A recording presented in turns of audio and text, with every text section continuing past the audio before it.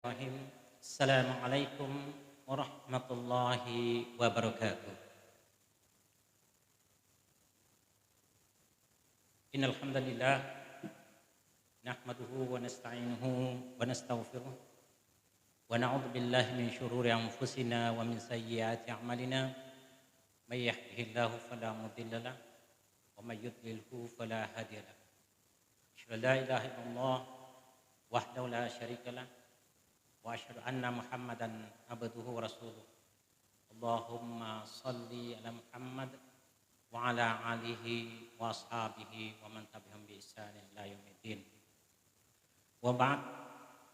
Alhamdulillah, pada malam yang ke-26 di bulan Ramadan ini Allah masih memberikan kita nikmat iman dan kesempatan untuk menunaikan amalan-amalan ibadah di bulan suci Ramadan.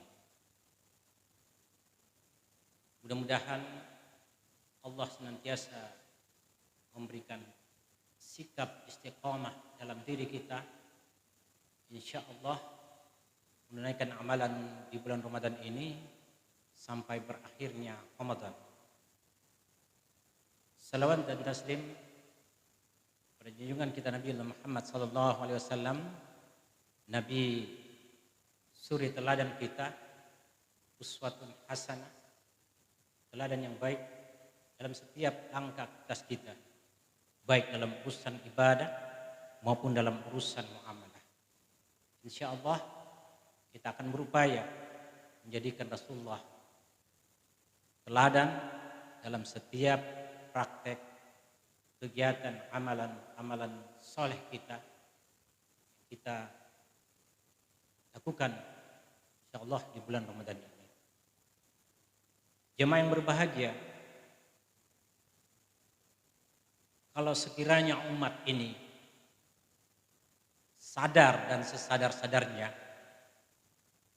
bahwasanya ia ingin meraih ampunan Allah Subhanahu wa taala, karena bulan Ramadan ini disebut juga Syahrul Maghfirah, bulan pengampunan, maka Masjid Muhammad Cheng Ho sampai malam hari ini akan terus penuh. Kenapa jemaah sekalian?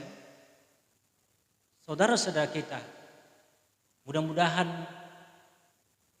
bukan karena faktor hujan,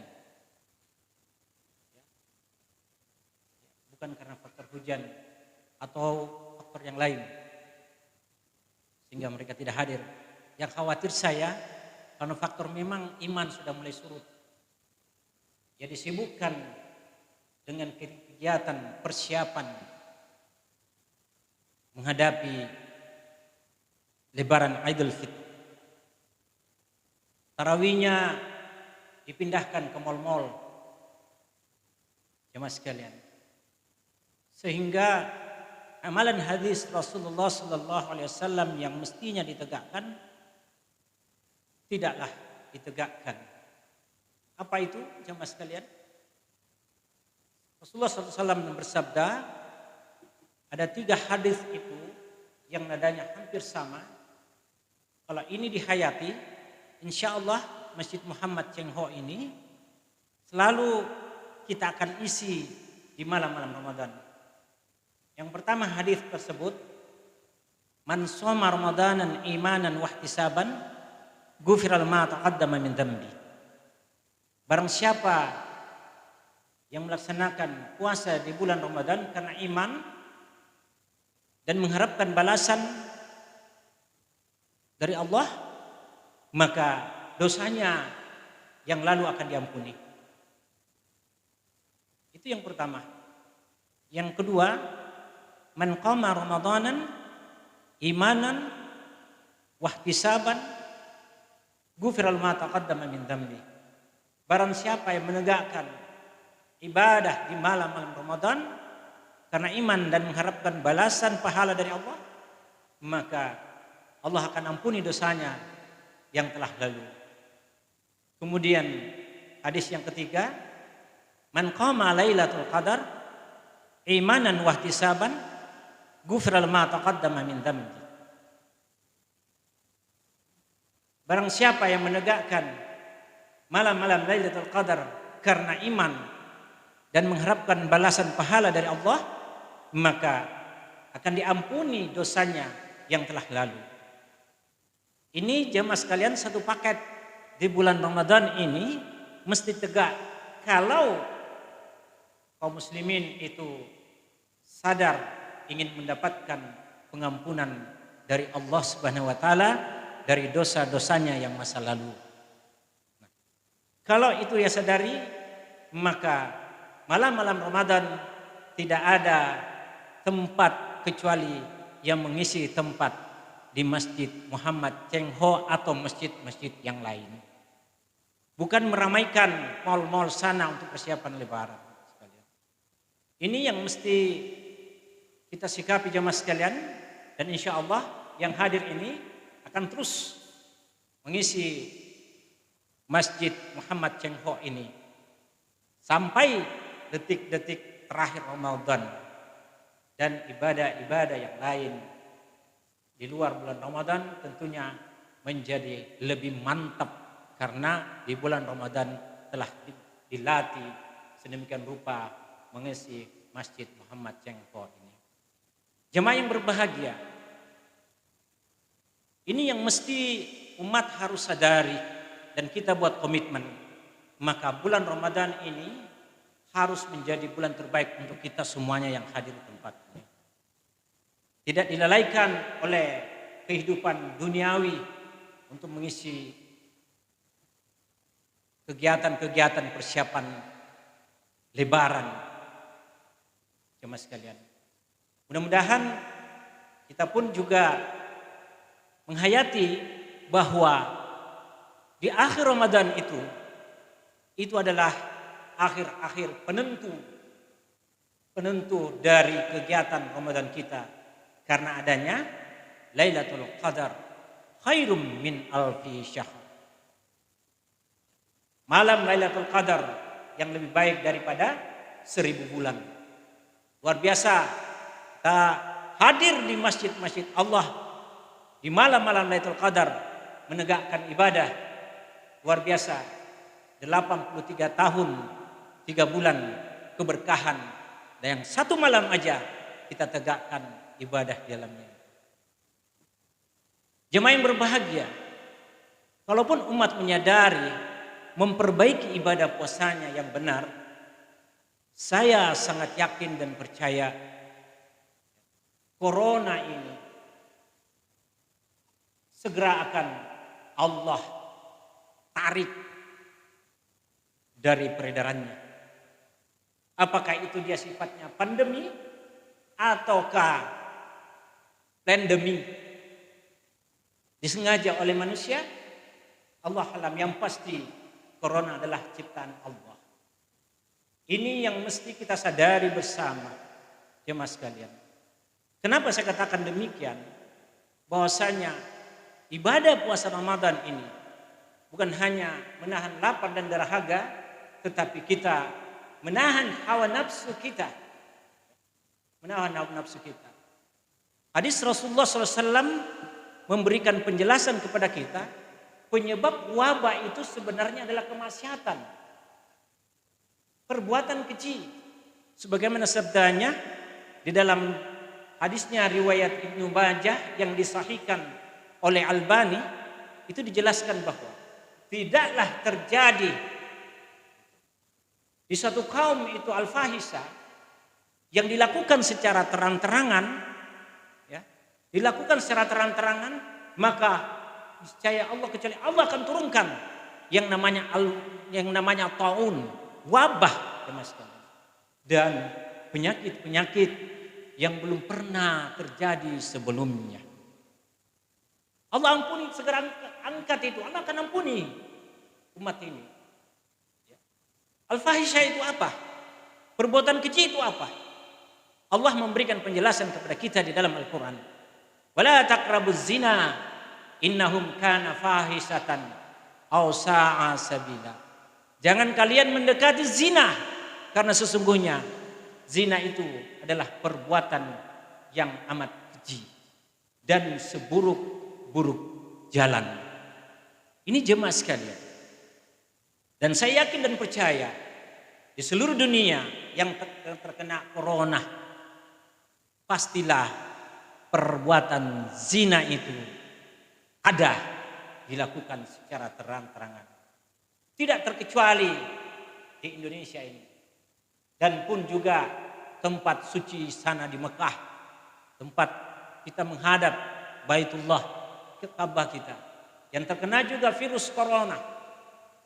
Saya yakin dan percaya di sana juga kemaksiatan yang namanya perzinahan terus juga berlangsung. Apa buktinya? Buktinya adalah kita punya sian TKW kita. TKW kita yang pergi ke sana sendirian, belum punya suami. Ternyata setelah habis kontrak pulang ke kampung halamannya di Indonesia, bawa momongan sang jabang bayi. Masya Allah. Apa semua itu indikatornya adalah zina yang terjadi. Apakah bentuk pemaksaan, pemerkosaan dari majikan? Allah alam. Kita tidak tahu. Yang pasti ada perbuatan zina dalam. Jemaah yang berbahagia, ini terbukti betapa pemerintah kita sudah berupaya mengikuti standar WHO dalam urusan prokes, protokol kesehatan. Dan sampai saat ini juga kita pengurus masjid di sini mengumumkan itu supaya protokol kesehatan dijalankan. Sampai hebatnya itu protokol kesehatan mengalahkan hadis Nabi Sallallahu Alaihi Wasallam. Protokol kesehatan melabrak hadis Rasulullah tadi diucapkan oleh imam kita, sawu sufufakum fa inna tasfufi min tamamis salat. Fa inna tasfufi min tamamis salat. Luruskan, rapatkan saf. Karena lurus dan rapatnya saf merupakan kesempurnaan dari ibadah salat kita. Kalau saya suruh sampai illa corona. Hadis rawahu WHO. Ya. Intervensi Pak. Karena corona diintervensi ibadah. Oh ya, kita lihat. Di Mekah juga demikian. Karena corona intervensi ibadah. Jaga jarak. Ya. Kecuali di Palestina sana, di Masjid Al-Aqsa. Tidak jaga jarak. Karena kenapa? Lebih takut dengan corona Pak. Supaya tidak menyebar itu. Padahal kalau kita sadari bersama hadis Rasulullah SAW yang saya sebutkan tadi, itu adalah sebenarnya solusi yang sudah 1 tahun kita ini. Ramadan yang lalu kita tidak tarawih, ditutup masjid. Ya, sekarang alhamdulillah sudah dibuka. Tetapi corona ini juga belum juga berhenti. Coba kita lihat betapa sudah dilakukan itu semuanya. Dilakukan semuanya, pakai masker, cuci tangan, bahkan lebih dahsyat sebenarnya kita punya kaum muslimin ini, protokol kesehatan kita ada yang namanya wudu, bukan cuma cuci tangan, seluruh anggota wudu dicuci, dibersihkan, disucikan, luar biasa. Makanya itu carilah di mana ada klaster masjid penyebaran corona. Tidak ada klaster masjid penyebaran corona. Kenapa jemaah sekalian? Kita yang hadir semua di sini sudah standar COVID itu sudah kita standar prokes itu kita lakukan. Nah ini juga tidak hilang. Nah, sana terus saja ada saja pasien-pasien corona di sana di Wahidin sana yang katanya terus berdatangan bertambah terus tidak pernah berhenti. Jemaah sekalian. Nah inilah solusi yang kita tawarkan. Karena sudah banyak itu sampai sekarang sudah vaksin Pak. Tetapi toh juga ini corona tidak bisa, tidak selesai juga. Makanya dibutuhkan suatu perubahan pola pikir kita. Corona datangnya dari Allah. Ya.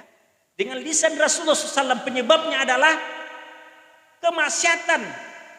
kemaksiatan, perbuatan keji, zina. Coba Pak, la taqrabu zina, jangan kalian mendekati zina. Malah aktivis Islam style sedikit, pacaran diistilahkan ta'aruf. Insya Allah. Belum lagi ada orang tua bangga kalau anaknya sudah punya pacar dan diizinkan pergi kemana-mana. Jemaah sekalian. Bahkan kasihan Pak Imam kalau sudah ada yang kecelakaan, sudah perutnya membengkak karena berzina dengan istilah pacaran sebelum menikah. Itu baru datang ke Pak Imam untuk dinikahkan supaya legal perzinahannya. Jemaah sekalian, inilah yang mesti disadari. Kita harus taubat. Jangan mendekati zina kalau menginginkan corona ini cepat berlalu. Allah cabut, kembalikan ke asalnya. Innallaha la yughayyiru ma biqaumin hatta yughayyiru ma bi anfusihim. Tidak akan berubah keadaan suatu kaum kalau kaum itu sendiri tidak merubah keadaannya ada pada dirinya. Makanya itu dibutuhkan taubat. Berhenti dari perbuatan zina itu. Semuanya mesti kita tegak. Kita berusaha dengan maksimalkan. Kita sampaikan, kita corongkan semua. Insya Allah sudah kita sampaikan kepada umat ini bahwa lisan Rasul memberikan kita informasi bahwa penyebab corona adalah maksiat, perbuatan keji al-fahisha yang dilakukan oleh umat ini. Subhanakallahumma bihamdik asyhadu an la ilaha illa anta astaghfiruka wa atubu ilaik. Subhanaka rabbika rabbil izzati amma yasifun wa salamun alal mursalin walhamdulillahi rabbil alamin. Assalamualaikum warahmatullahi wabarakatuh.